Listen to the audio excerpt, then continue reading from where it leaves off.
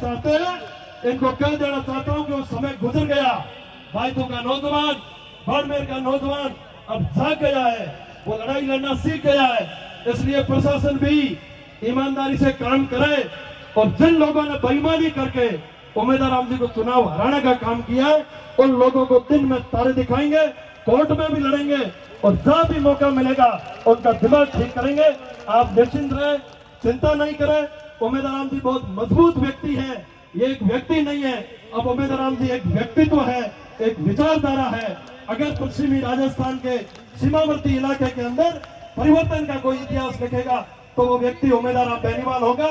चाहे चुनाव कोई भी जीते होंगे, लेकिन आज बाड़मेर, जैसलमेर, जोधपुर जहां भी आप जाओगे, हर चौराहे पर, हर नुक्कड़ पर, हर गांव और गली के अंदर चर्चा एक नाम की है और वो नाम उमेदवार राम बेनीवाल है। तो आप कमजोर नहीं पड़े, आप ये नहीं सोचे कि हम हार गए इसलिए हमें परेशान किया जाएगा। आप हार कर भी जीते हो, आपकी तरफ कोई आंख उठाकर नहीं देखेगा, ये हमारी गारंटी है। आप जहां भी याद करोगे उमेदवार राम जी आपके बीच में खड़े रहेंगे। जब भी उमेदवार राम जी आह्वान कर दे, मान लो कोई बदमाशी करता है तो उमेदवार राम जी के पास ताकत आप लोगों की है। कभी भी उमेदवार राम जी आह्वान करे, एक आवाज पर हजारों की संख्या में निकल पड़ना।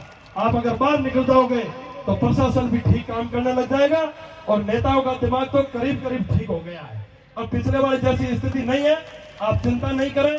पिछली बार मंत्री पद और घमंड था, वो लास्ट में जाते जाते आपने तोड़ दिया उनका घमंड, उनकी अकड़ टूट गई है। जीतने के बाद भी उनको नींद नहीं आ रही है। अथाह पैसों के दम पर और कुछ शासन के अंदर ऐसे लोग गंदी मानसिकता थे जो आगे आए और उन्होंने जरूर आंकड़ों के अंदर हमारे को थोड़ा सा पीछे छोड़ दिया। कुछ हम लोग नए थे, आप लोगों के अंदर जोश बहुत था, लेकिन कहीं न कहीं मैनेजमेंट की छोटी मोटी कमी रह गई होगी और कॉन्फिडेंस भी था। अपन सब लोग ये सोच रहे थे कि 15,000 20,000 से जीत रहे हैं, इसलिए थोड़ा सा कोई चूक रही जो रही, अब उस बातों में कोई मतलब नहीं है। अपना तो यही है कि 36 कौम की जनता का आभार है, जिन्होंने वोट दिया उनका भी धन्यवाद, नहीं दिया वो भी हमारे भाई है, किसी को कोसना नहीं है, कोई गलत टीका टिप्पणी नहीं करनी है। 36 कौम को साथ लेकर चलना है, संस्कारवान तरीके से, अनुशासनशील तरीके से हमारे को नए बाइतों का निर्माण करना है। आप लोग मजबूती से उमेदवार राम जी के साथ में डटे रहे। उमेदवार राम जी आपके साथ कंधे से कंधा मिला के खड़े रहेंगे। आज इस धूप के अंदर जो पसीना आप बहा रहे हो, अगर उस पसीने के बदले उमेदवार राम जी को अपना खून भी बहाना पड़ेगा तो वो पीछे नहीं हटेंगे। और उमेदवार राम जी के साथ साथ पूरी राष्ट्रीय लोकतांत्रिक पार्टी की टीम, तमाम जिले भर के आरएलपी के कार्यकर्ता, नेता और प्रदेश भर की राष्ट्रीय लोकतांत्रिक पार्टी बाइतू की जनता जब भी पुकारेगी आपके बीच में आपको मिलेगी। कभी आपको संकट नहीं आने देंगे, कभी आपको कमजोर नहीं होने देंगे। आप लोगों ने जो मजबूती दी है वो मजबूती हर जगह से नहीं मिलती।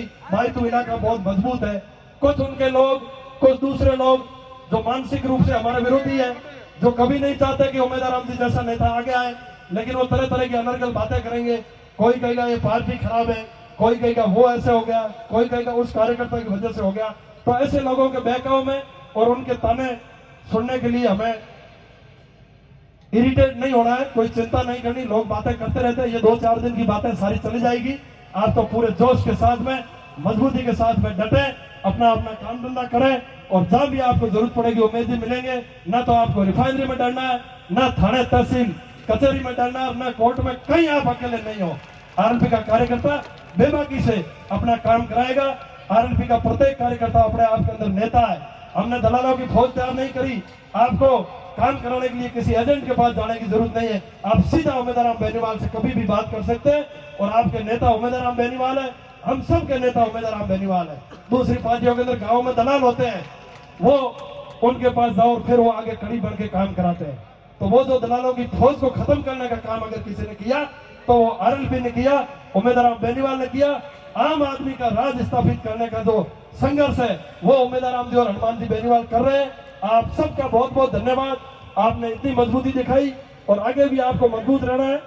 कुछ बड़ी घोषणाएं हैं जो सहयोग के रूप में यहाँ पर की गई है और इसके अलावा भी बहुत सारी घोषणाएं ऐसी है जो लोग नाम लेके घोषणा नहीं करवाना चाहते, तो उनका भी धन्यवाद। जिन्होंने भी सहयोग किया उन सबका बहुत बहुत धन्यवाद। 5 लाख रुपए का सहयोग अमित जी राणा जोधपुर वालों ने किया, जोरदार तालियां। 5 लाख रुपए रामदेव जी यादव जोधपुर, आपका भी आभार बहुत बहुत। 10 लाख रुपए जुगताराम जी साई उंडू, जोरदार तालियां जुगताराम जी के लिए। 5 लाख रुपए टूनाराम जी बेनीवाल बीजराड़, 6 लाख रुपए स्टाफ साथी जोधपुर, 2,51,000 बांकाराम जी हुड्डा सोबाड़ा हाल जोधपुर, 1,51,000 मोटाराम जी भगवान जी जाखड़ जोधपुर, 1 लाख रुपए सोनाराम जी नारा जोधपुर, 1 लाख रुपए रामकिशोर जी काला जोधपुर, 1 लाख रुपए दिलीप जी खीचड़ जोधपुर और 2 लाख रुपए लेगा 8 जोधपुर। इसके अलावा अनेक घोषणाएं 5-5 लाख की और उसके ऊपर की है। वो लोग नहीं चाहते भाई नाम की हमारे कोई आवश्यकता नहीं है। जिन्होंने भी सहयोग किया उनका बहुत बहुत धन्यवाद। बहुत सारे लोग इस बात की चिंता कर रहे होंगे खर्चा ज्यादा हो गया, उम्मीद कमजोर पड़ जाएगी, कोई कुछ भी बातें करते होंगे, लेकिन आपको चिंता करने की जरूरत नहीं है। उम्मीदराम जी ने वैसे 2 दिन पहले भाषण में कह दिया था कि मैंने मेरी हिम्मत से कमाया और मैं खर्चा करूं, किसी के पेट में दर्द करने की कोई आवश्यकता नहीं है। उम्मीदराम जी बहुत मजबूत जिंदा दिल इंसान है और शिक्षा के क्षेत्र के अंदर जो कीर्तिमान बाइतू के अंदर स्थापित किए, एक तरफ अपने आप को देश के बड़े नेता कहते हैं और मंचों के माध्यम से बातें बीड़ी ज्यादा बांटने की करते हैं, तो उनको शाम के अंदर डूब के मर जाना चाहिए। आप तो इतने साल से राज के अंदर हो, एक भी स्कूल में कहीं योगदान आपका 1 पैसे का हो तो बता दो। उम्मीदराम जी तो भी चुनाव जीते भी नहीं है, लेकिन करोड़ों रुपए शिक्षा के क्षेत्र के अंदर बाइतू के अंदर निजी कमाई से खर्चा किया, तो इस आदमी की होड़ नहीं हो सकती। पूरे जिले के लोग उम्मीदराम जी के साथ हैं, कभी कमजोर नहीं होने देंगे। आप लोग मजबूती रखना और आपका नाम इतिहास के अंदर बाइतू का नाम पहले भी बड़ा था, आगे भी ऊंचा होगा, ये आपको विश्वास दिलाता हूँ। बहुत बहुत धन्यवाद। जय हिंद, जय भारत।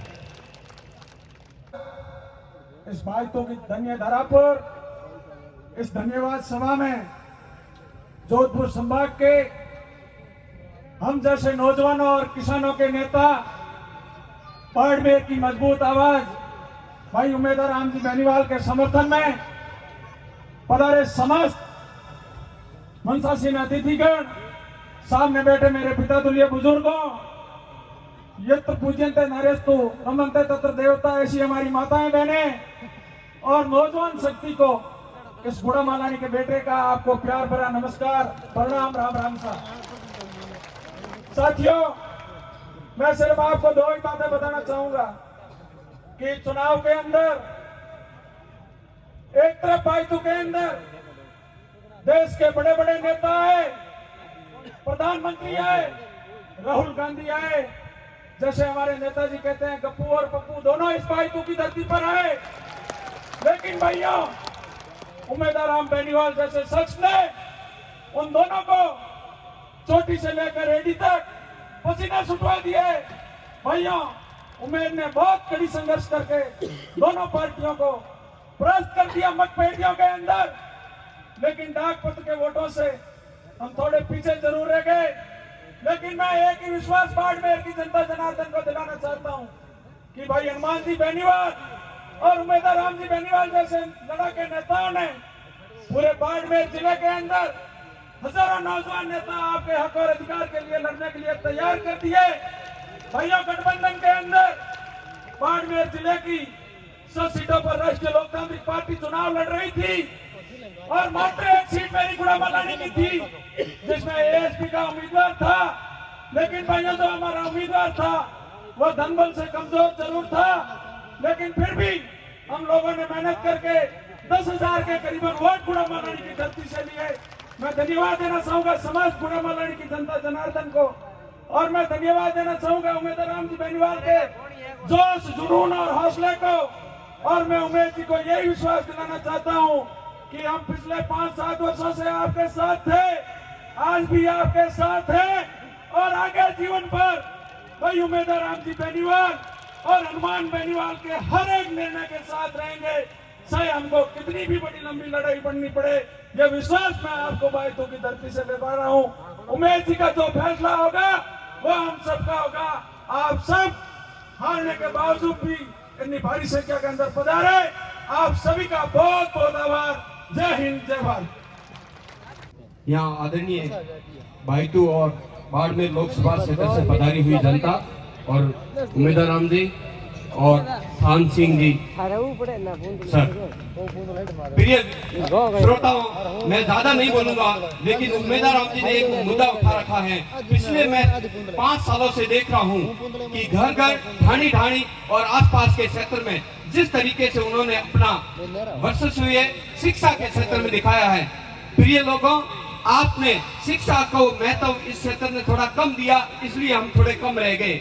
मैं बताता हूं कि पिछले मार्च महीने में मेरी उमेदा राम जी से मीटिंग हुई थी सोहेल पदम सिंह में। वहाँ सोहेल पदम सिंह में कुछ बच्चे कोचिंग करना चाहते थे। उन कोचिंग करने वाले बच्चों को भी उमेदा राम जी ने अपना निजी सहयोग दिया था। उस समय वो किसी भी पद पर नहीं थे। और आगे भी मैं उम्मीद करता हूं जिस तरीके से उन्होंने स्कूलों में स्मार्ट क्लासेस दी हैं और स्कूलों में जो विदेशी शिक्षा है उसको भी स्मार्ट क्लास के माध्यम से विद्यार्थी सीख सके, ताकि विद्यार्थी बायतू ही नहीं, बाड़मेर ही नहीं, राजस्थान ही नहीं, हिंदुस्तान नहीं, विश्व में राज कर सके। ये उमेदा राम की तमन्ना है आप सभी के लिए, आने वाली पीढ़ी के लिए। तो मैं ज्यादा नहीं बोलूंगा, हमारे कुछ स्टाफ साथी भी हमारे साथ आए हुए हैं, उनकी तरफ से भी यही कहना था कि जब भी हमारे ये RLP टीम जब भी समय मिले ऐसा टाइम टेबल बनाए, जब भी इंग्लिश स्पोकन पर्सन की जरूरत हो तो हम निःशुल्क सेवा देने के लिए RLP परिवार की तरफ से तैयार है, चाहे हमें वोट दिया हो या नहीं दिया हो। धन्यवाद।